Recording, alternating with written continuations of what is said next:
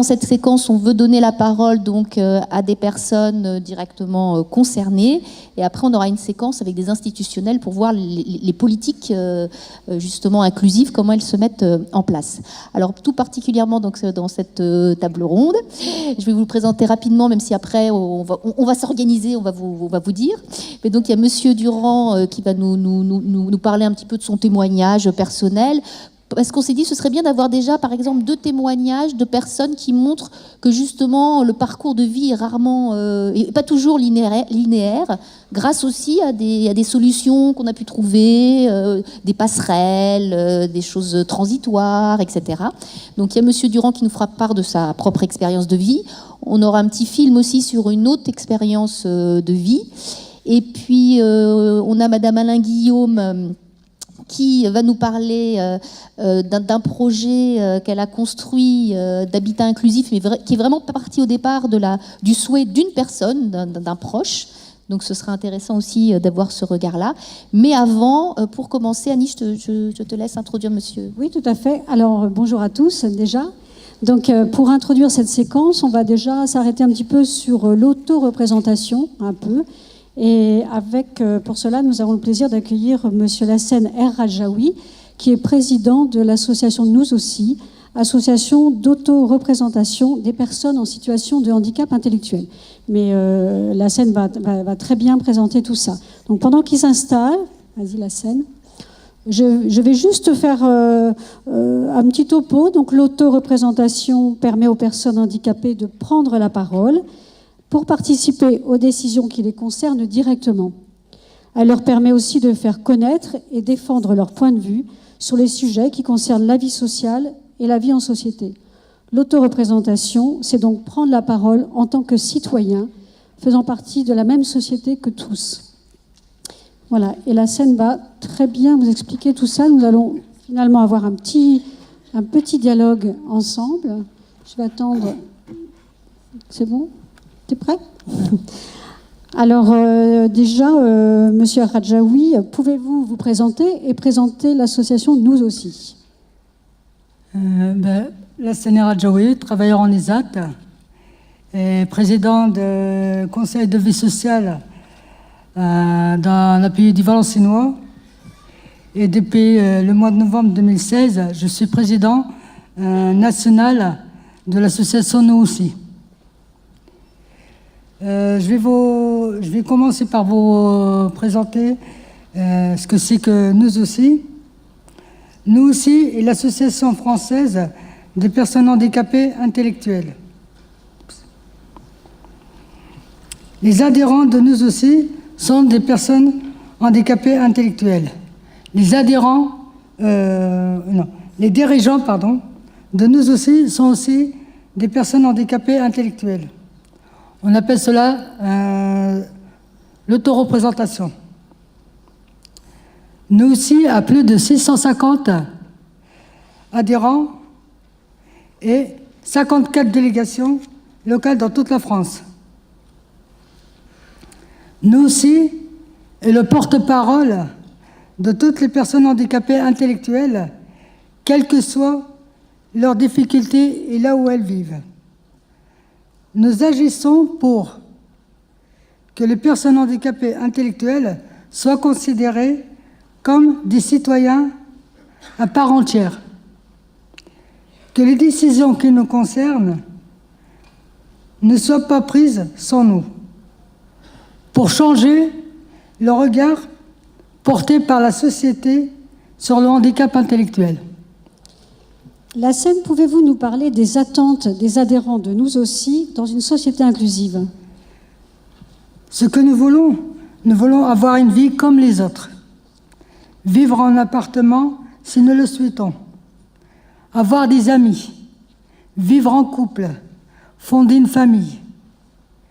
Travailler en milieu ordinaire si nous le souhaitons. Faire des formations que nous souhaitons. Faire du sport ou avoir des loisirs. Se déplacer librement. Pouvoir avoir les informations qui nous sont nécessaires pour pouvoir voter ou pour pouvoir se présenter dans les conseils municipaux, faire du bénévolat, etc. Avoir une vie comme tout le monde. On voudrait aussi être entendu et qu'on soit à notre écoute. Notre slogan, c'est « Rien pour nous, sans nous ». Finalement, selon vous, est-ce que ces attentes sont-elles suffisamment prises en compte par les proches, les professionnels ou les MDPH? Avec hésitation, oui et non, selon les situations. Parfois, les proches sont trop protecteurs pour prendre en compte nos attentes. Pour les professionnels, il y a le cadre réglementaire, hiérarchique, et ils peuvent avoir peur de prendre des risques. Par exemple, si une personne se blesse, à qui la faute? Alors que les personnes sont, comme tout le monde, responsables de leurs faits et gestes. La question de la responsabilité, c'est compliqué. Pour les MDPH, elles cherchent à nous mettre dans des cases qui ne correspondent pas toujours à la réalité. Il n'y a pas beaucoup de cases pour les personnes qui veulent vivre en autonomie. Par exemple, la PCH, la prestation compensatrice au handicap, devrait être faite pour aider à l'accompagnement, mais aujourd'hui, ce n'est pas le cas pour tout le monde. Ça dépend du degré du handicap aussi. Les personnes en situation de handicap intellectuel ont aussi besoin d'un accompagnement. Alors, comment prendre en compte votre parole? Vous pouvez nous dire comment on peut prendre mieux en compte votre parole et celle des personnes qui ne peuvent pas s'exprimer? Il y a des associations de représentants comme nous aussi. Il y a les représentants dans les conseils de vie sociale des établissements. Il y a des commissions d'accessibilité dans les communes, les départements, les régions. Mais on n'est pas toujours conviés car ils n'ont pas le réflexe de nous inviter. Et il ne faut pas oublier aussi que tout le monde peut communiquer, chacun à sa manière. Il faut juste trouver le bon moyen, le bon outil, et n'hésitez pas à observer, à essayer différentes possibilités, à vous rapprocher des personnes qui les connaissent le mieux. Qu'est-ce que vous attendez finalement de la transformation de l'offre? D'abord qu'on laisse le choix aux personnes concernées. S'ils veulent vivre en milieu ordinaire, qu'on les aide et les accompagne. Mais on aura toujours besoin des établissements. Certaines personnes peuvent s'y sentir mieux protégées et faire des rencontres, des échanges, des activités, etc. Surtout si elles ont été rejetées par le milieu ordinaire. Et pour finir, j'insiste surtout, rien pour nous sans nous. Merci, Monsieur El Hadjaoui. Merci à vous.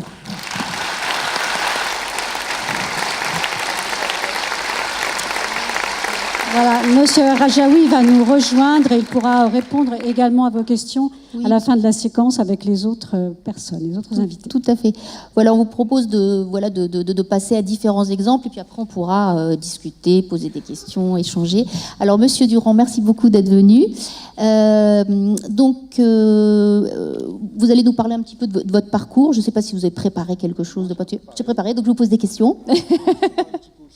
Bien sûr. Surtout pour parler, il faut que je vous donne un micro. Voilà.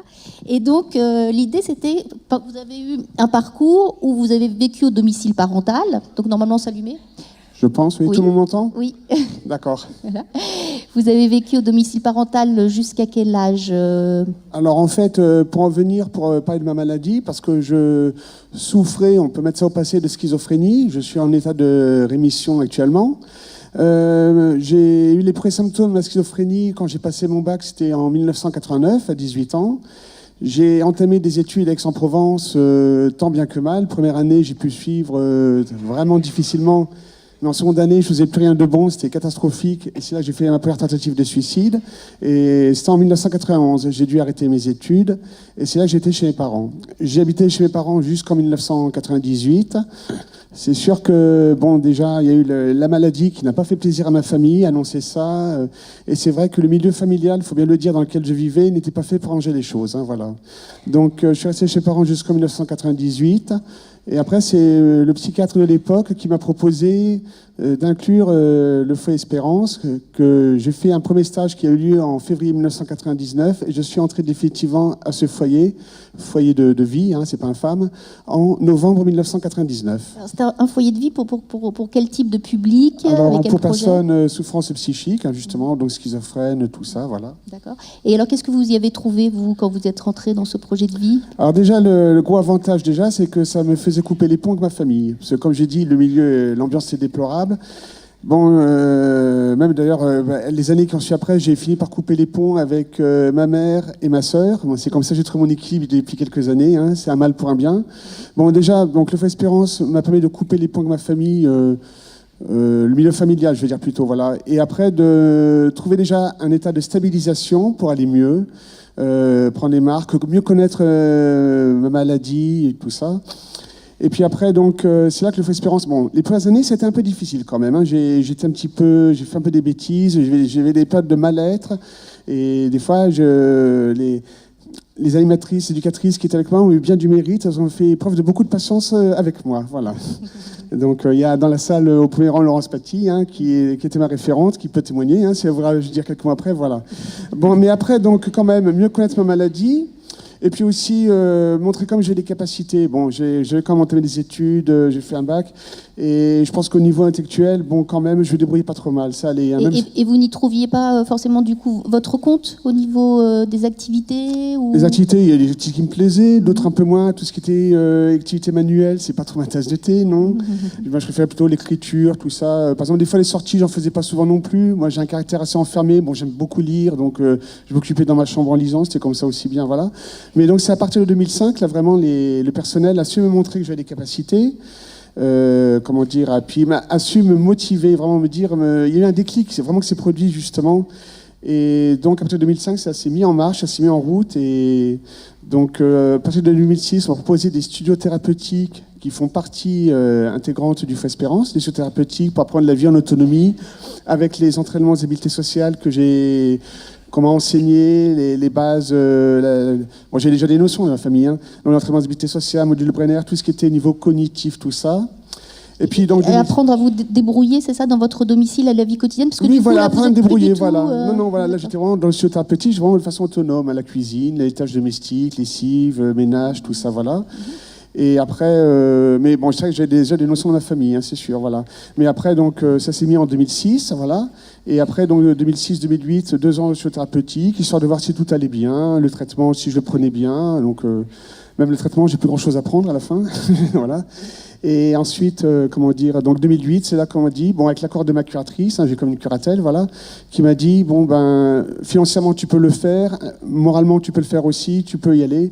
Et donc, c'est depuis 2008 que j'habite de façon totalement autonome à Toulon, voilà. Et alors, qu'est-ce que donc c'est si on a bien compris, sur l'initiative aussi de l'équipe qui a identifié, qui a pointé avec vous vos capacités, mais vous-même, donc, vous y avez trouvé plus votre compte. Ça vous plaît davantage d'être dans votre propre appartement? Est-ce que oui, tout à fait. Maintenant, je vis de façon totalement autonome. Bon, jusqu'en 2013, j'avais le SAVS, Service d'aide à la vie sociale, qui s'occupait de moi, voir si tout se passait bien. Mais depuis 2013, maintenant, je suis vraiment autonome à 100%. Hein, voilà. Donc, tout ce qui est la vie quotidienne, j'assume. Puis maintenant, je suis devenu président d'un groupe d'entraide mutuelle. Si je peux en parler un petit peu, c'est une association qui accueille des personnes souffrant ou ayant souffert de troubles psychiques, gérés par leurs adhérents. Moi, je suis le président de l'association. Je suis devenu président en 2012, voilà. Et avec l'aide, on a comme des salariés qui nous aident aussi. On propose des activités, un lien social pour pas que les gens soient seuls. C'est pas du tout un droit médicalisé, mais le fait d'avoir le lien social entre personnes qui qui ont les mêmes pathologies, tout ça, ça nous aide grandement. Hein, voilà. Et donc depuis 2012, je suis dans ce GEM, je suis le président. Voilà. Et à partir du moment où vous avez été donc dans votre logement personnel, est-ce qu'il y a eu des moments où vous vous sentiez moins bien et vous auriez... Alors il y a toujours des passages un petit peu où il y a une petite baisse de régime, un petit coup de déprime, ça s'arrive encore. Hein. Bon, comme j'ai parlé il y a peu à ma référente Laurence Paty, j'ai dit que j'ai trouvé mon équilibre et qu'il y a des fois des jours où j'étais pas heureux quand même. Mais j'arrive toujours à trouver quand même une motivation pour des projets quand même. Hein, voilà. Je suis pas tout seul, je sais qu'il y a des gens qui s'inquiètent pour moi, Bon, mon père, j'ai coupé les ponts avec ma mère et ma sœur. Bon, mon père a pris contact avec moi et je pense qu'il y a une certaine fierté de voir où j'en suis arrivé. Puis moi, j'ai comme des amis, j'ai des occupations, j'ai des passions. Je suis pas à me morfondre tout seul chez moi. Voilà. Et voilà, j'ai une vie de citoyen tout à fait normale. Voilà. Tout à fait. Et qu'est-ce que vous en avez tiré de cette expérience par rapport, vous voyez là, on a écouté M. El Rajaoui sur ce qui était sa définition de la société inclusive, sur les choix justement de vivre seul, etc. Vous, par rapport à votre propre parcours, est-ce que vous pouvez le généraliser? Quelle vision vous avez? Alors, je ne vais pas généraliser, mais par exemple, moi j'ai souffert de schizophrénie, mais je pense que quand même, c'est pas une malédiction de... Certains ont vécu ça, c'est pas une malédiction de souffrir cette maladie-là. Je pense que, bon, c'est peut-être pas bien tout le monde, mais si on a la volonté, et si on est bien entouré de tout ça aussi, bon, peut-être qu'il y a des personnes qui ont plus de capacités que ça, mais on peut réussir à vivre. On n'est pas des citoyens de seconde zone. Je reviens sur ce que disait monsieur. Voilà, on est citoyens à part entière, on a eu des problèmes, mais on peut s'insérer dans la société. Et moi, franchement, je me sens... Il n'y a plus de différence pour moi. Voilà, j'en parle librement, tout ça. Je me sens un citoyen vraiment lambda, hein, justement, voilà. Très bien. Alors, merci beaucoup pour votre témoignage.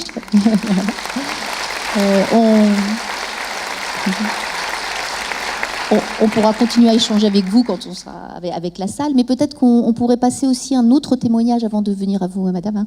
Un témoignage d'une personne, je te laisse présenter. Oui, alors maintenant, on va voir un témoignage sous forme de vidéo. On va changer un petit peu, on va aller du côté du film. Et donc, la vidéo que nous allons regarder, en fait, illustre quand même très bien les propos de Tim Grissen, puisqu'on voit effectivement une équipe médico-sociale qui, avec un adulte d'une maison d'accueil spécialisée, finalement, s'engage dans une expérience, prend des risques, essaye quelque chose, et c'est très concluant. Et puis, finalement, on voit aussi comment cette expérience transforme aussi aussi les organisations, le fonctionnement, les pratiques de l'équipe même. C'est-à-dire que l'équipe a progressé avec ce jeune adulte en l'accompagnant dans cette expérience. Donc ça illustre très bien finalement ce film, la singularité de l'accompagnement qui peut être mis en œuvre au sein d'un établissement pour aider à la réalisation du projet de vie d'une personne. Donc on voit très très bien ça dans un film qui est assez court, hein. On ne part pas sur un film d'1 heure et demie, hein, je vous rassure tout de suite. Hein, oui, voilà, c'est quelques minutes, mais on voit très bien. Alors on va faire une petite escale sur l'île de la Réunion, hein, pour ce film. Donc on va aller chercher le soleil qu'on n'a pas ici finalement, et on va aller à l'île de la Réunion, et on va partager un moment de la vie de Ludovic, qui est donc accompagné par l'équipe de la maison d'accueil spécialisée de Saint-Benoît, qui est une structure de la fondation du Père Favron. Et il est accompagné, Ludovic, pour réaliser son projet de retourner vivre à son domicile après 10 ans d'accueil en maison d'accueil spécialisée. Donc voilà ce que vous allez pouvoir voir dans ce film. Et merci à l'équipe de la masse. Alors je les salue parce qu'ils sont présents. Je ne les vois pas parce que je suis un peu en contre-jour, mais voilà, vous pouvez voilà, le directeur Monsieur Hiver, et puis Ludovic qui n'est pas là aujourd'hui mais qui sera là demain. Et vous pourrez retrouver l'équipe de la masse et Ludovic pour ceux qui assistent à l'atelier. Alors je crois que c'est l'atelier numéro 4, je pense, où il sera question de la pluralité de modalités d'accompagnement et d'accueil. Donc ils seront témoins, mais néanmoins vous pourrez aussi, je pense, répondre à des questions tout à l'heure s'il y a des questions qui vous sont adressées. Voilà. En tout cas, cette vidéo ne peut qu'enrichir nos réflexions, parce qu'on voit bien comment, à travers cette expérience singulière, tout le monde bouge finalement. C'est comme ça que se met en place finalement cette transformation de l'offre, ce petit pas qu'on fait l'un derrière l'autre. Et on voit bien la création de l'équipe mobile, finalement, émerge de cette expérience singulière. Et c'est très intéressant, et ça ne peut que nous enrichir. Tout à fait. Alors maintenant, je vais m'adresser donc à un quatrième témoignage. Madame Alain Guillaume, vous êtes présidente d'une association qui s'appelle Tandis-quoi. Donc, en quelques mots, présentez-nous ce dispositif.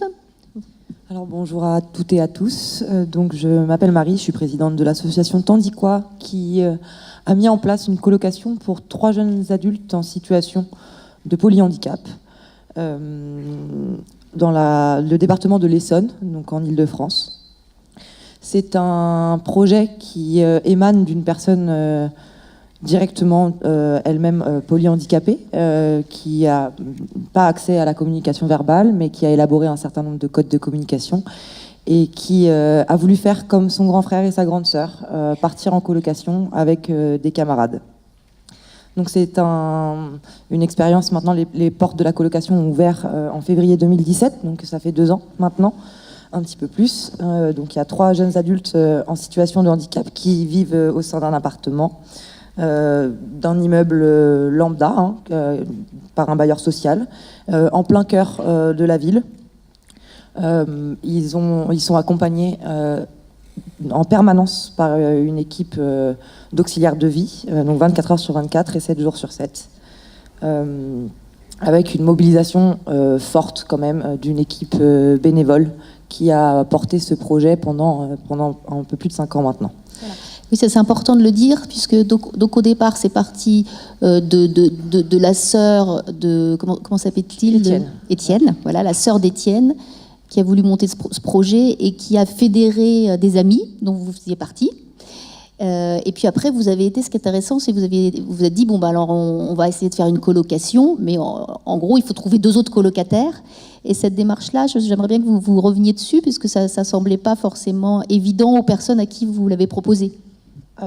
Alors non, pas du tout, parce que c'est des personnes qui avaient un profil institutionnel, qui étaient clairement dans cette case-là, mais néanmoins qui n'avaient pas de solution réelle, puisque 2 des personnes qui habitent maintenant chez elles étaient en IME, sous amendement Creton, depuis quelques années, avec plusieurs stages de fait, en femme, en foyer de vie.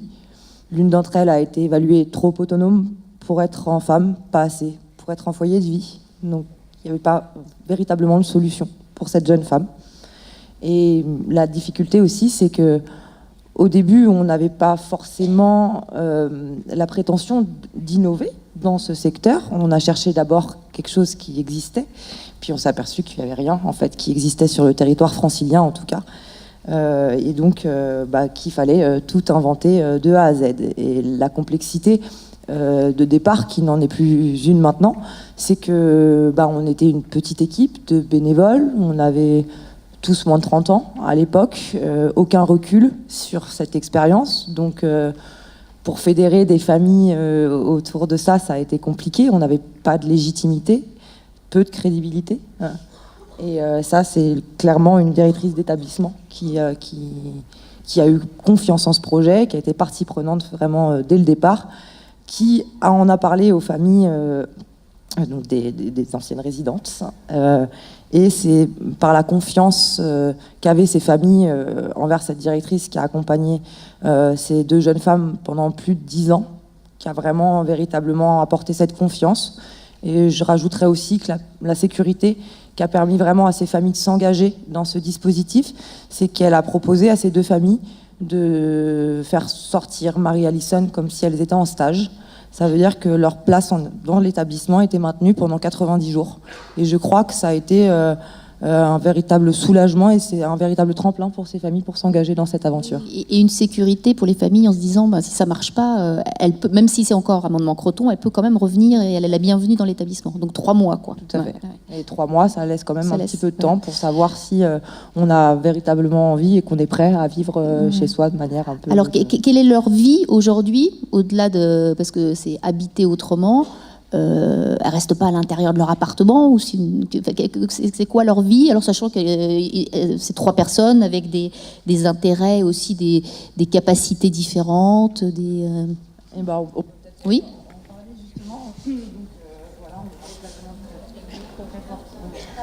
Oui, pardon. Ça marche? Oui. Très forte d'une personne en situation de handicap, donc Étienne. Et c'est une demande qui est liée à un parcours de vie un petit peu atypique, puisque Étienne a vécu 8 ans aux Pays-Bas. Monsieur Grissen vous en parlait tout à l'heure. C'est tout à fait différent l'approche du public handicapé dans ce pays-là. Et donc une société plus inclusive qu'en France, et à la même époque en tout cas. Et à l'arrivée en France, ça a été un petit peu violent. Les séjours en établissement se sont mal, voire très mal passés. Et donc Étienne est retourné vivre chez ses parents à l'âge de 17 ans. Et ensuite, la valse des auxiliaires de vie a commencé au domicile parental. Donc Étienne, il se déplace en fauteuil roulant, manuel, électrique. Il ne se déplace pas seul. De toute manière, il est complètement dépendant physiquement d'une tierce personne. Il a besoin d'une aide humaine pour tous les gestes, tous les actes essentiels de la vie quotidienne, toutes les activités. Mais il a des capacités cognitives bien réelles, donc il a un handicap assez rare. Et il a des capacités qui ont été très souvent sous-estimées du fait de son absence de communication verbale. Et pour autant, elles étaient bel et bien là. Étienne, il a appris à lire seul, en voyant son grand frère et sa grande sœur faire leurs devoirs. Et c'est l'orthophoniste qui l'a suivi, qui a détecté, qui savait en fait lire et donc écrire. Voilà, oui, c'est intéressant parce que c'est à la fois, on peut dire par rapport peut-être au public qui sont accueillis dans les établissements là qui sont représentés, que bon, alors c'est pas forcément la définition du polyhandicap, même si aujourd'hui il y a beaucoup d'enjeux autour de cette définition du polyhandicap. On voit qu'il a des bonnes capacités cognitives, mais il a fallu aller les découvrir aussi. Oui, je pense qu'il est tombé sur une bonne professionnelle qui a su déceler ces capacités-là, et il est tombé aussi, il ne faut pas le nier, dans un cocon familial qu'il a toujours soutenu, porté pour vraiment s'épanouir. Donc il a exprimé le souhait d'aller vivre chez lui, comme son frère et sa sœur, et donc l'idée de la colocation a émergé. Et on est donc allé chercher 2 autres colocataires, ce que je vous ai raconté tout à l'heure. Non, c'était plus par rapport à ses activités aujourd'hui, du coup. Activités aujourd'hui. Ouais, alors, il n'était pas question pour nous, association déjà, de proposer une vie en colocation sans que les personnes se connaissent. Donc, il y a eu tout un travail de tisser 1 an et demi avant l'ouverture de la colocation, entre les personnes elles-mêmes, évidemment, et entre les familles. Et ensuite... honnêtement, on s'est adapté aux envies et aux projets de chacun. Si le projet de Étienne, Marie Allison était de rester la plupart du temps à leur domicile, on aurait respecté. Mais c'était pas tout à fait ça. On a 3 colocataires qui sont très dynamiques et qui souhaitent vraiment s'ouvrir un maximum sur l'extérieur. Donc en fait, on a créé tout un écosystème autour de ce dispositif dont l'association est garante. Les 3 colocataires ont des activités sociales. Ils vont tous 1 à 2 jours par semaine dans un centre d'accueil de jour. Étienne va dans un GEM toutes les semaines. Il y a une des 2 jeunes femmes qui continue à faire une activité qu'elle faisait quand elle était en IME. Et faute d'avoir trouvé un club sportif ordinaire autour de son domicile, on a créé un partenariat avec son ancien établissement pour qu'elle puisse continuer cette activité. À faire du judo. Elle continue à faire du judo dans l'établissement. Et voilà, 1 fois par semaine, donc elle revoit ses anciens camarades, elle connaît aussi du coup les professionnels. On a aussi fait un partenariat avec le Secours populaire. Les 2 jeunes femmes y vont 1 fois toutes les 2 semaines pour faire une activité d'utilité sociale. Donc elles aident dans le tri du linge et ça permet aussi du lien social. Étienne, lui, fait de la peinture dans une MJC. Il va à la fac, dans un GEM, je l'ai dit. Il fait de la danse chaque samedi. Donc ces 3 jeunes adultes qui ont véritablement progressé en termes d'autonomie. Dans la vie quotidienne, les 2 jeunes femmes font de plus en plus de choses spontanément. Débarrasser la table, ranger les courses au bon endroit, faire démarrer une machine, étendre son linge, éteindre la lumière après avoir été aux toilettes. Voilà, des petites choses comme ça qui nous permettent de dire qu'effectivement, elles ont accès à un petit peu plus d'autonomie chez elles, grâce à l'accompagnement Alors maintenant, justement, vous avez 2 ans de recul. C'est pas beaucoup, mais en même temps, ça permet d'avoir le temps de se confronter à la fois à certaines difficultés et à la fois à certaines réussites, hein, comme vous le dites. Et ça rejoint aussi l'intervention de Tim Grissen sur ce lien avec le territoire. Là, on voit bien que vous êtes complètement ancré, vous l'avez dit, un système écologique. Quel bilan vous en tirez pour le coup sur certains freins que vous avez rencontrés, au contraire sur des perspectives éventuellement de développement ou pas, mais j'aimerais qu'on soit sur les freins aussi aujourd'hui, parce que globalement ça fonctionne bien, mais c'est pas non plus, il y a aussi des difficultés. Alors manifestement, c'est une véritable réussite pour ces personnes, mais ça n'a pas été un long fleuve tranquille, vous avez raison de le dire. Ça a été beaucoup, parfois un petit peu trop d'investissements bénévoles pour monter ce dispositif. Il y a donc les partenariats, etc. On a un petit peu ramé pour avoir une reconnaissance véritablement du travail effectué et de la réussite de ce dispositif. Et en 2018, nous avons enfin eu la première reconnaissance des pouvoirs publics, puisque la RS Île-de-France nous a octroyé une enveloppe forfaitaire spécifique qui permet de rémunérer un salarié à temps plein. Donc ça y est, après 5 ans d'acharnement, nous sommes en pleine voie de professionnalisation. Donc sur l'enveloppe habitat inclusif. Et du coup avec une activité, les auxiliaires de vie, ça continue à être présent par la mutualisation de la PCH. Oui, tout à fait. Mais vous avez cette personne qui un peu, entre guillemets, vous remplace sur ce gros travail d'articulation et puis d'accompagnement au quotidien de la vie sociale, du projet en fait des personnes et du partenariat. Oui, et qui nous remplace de manière bien plus efficace que ce que moi je peux faire à mon niveau, puisque d'accord, je les connais bien, mais je les accompagne pas au quotidien. Donc c'est un petit peu compliqué pour moi d'élaborer des projets de vie des personnes que j'accompagne pas. C'est pas la logique du tout. Donc il faut vraiment que ce soit un professionnel qui le fasse. Vous parliez des freins.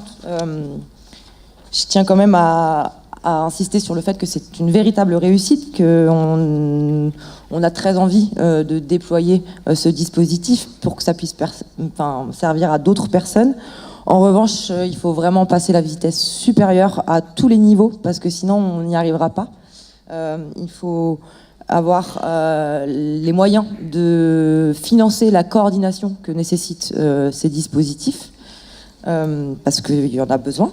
Il faut des budgets de formation pour les services à la personne, pour former les professionnels vraiment aux spécificités du handicap, aux personnes accompagnées. Il faut pouvoir décloisonner les financements, il faut donner la possibilité aux personnes de pouvoir être transportées dans un établissement et que ce soit financé et pas non financé. Il faut renforcer les équipes médicales du droit commun, parce qu'on est face à des déserts médicaux. Ça, c'était un gros souci, parce que les 2 jeunes femmes n'ont pas besoin vraiment de soins. Et là, il y a une partie des établissements médicalisés. Hein, c'était elle qui était une des 2 qui était jugée justement trop autonome, pas assez, voilà, entre les 2. Par contre, Étienne a des besoins de soins, et en plus particuliers, c'est-à-dire d'une surveillance médicale qui déclenche ou pas des actes infirmiers. Exactement. En fonction. Voilà. Donc en fait, il y a toute une partie qui n'est pas tarifée. Et donc on trouve peu ou voire pas de professionnels de santé pour pouvoir l'accompagner, parce que c'est clairement pas rentable de passer au domicile d'Étienne pour procurer les soins infirmiers. Après, des moyens, on en a. On pas oublier qu'on est quand même dans le top 10 des plus grandes puissances mondiales et que les moyens ils sont pas équitablement répartis. Je pense que les priorités doivent vraiment changer pour les personnes vulnérables actuelles. Mais parce que demain, on le sera tous à notre tour vulnérables. Et je pense vraiment qu'il faut inviter les acteurs de terrain, les personnes elles-mêmes qui sont en situation de handicap sur tous les temps de réflexion pour prendre les bonnes décisions et les décisions qui servent à ceux qui en ont réellement besoin. Très bien. Eh bien, écoutez, merci beaucoup. Merci beaucoup.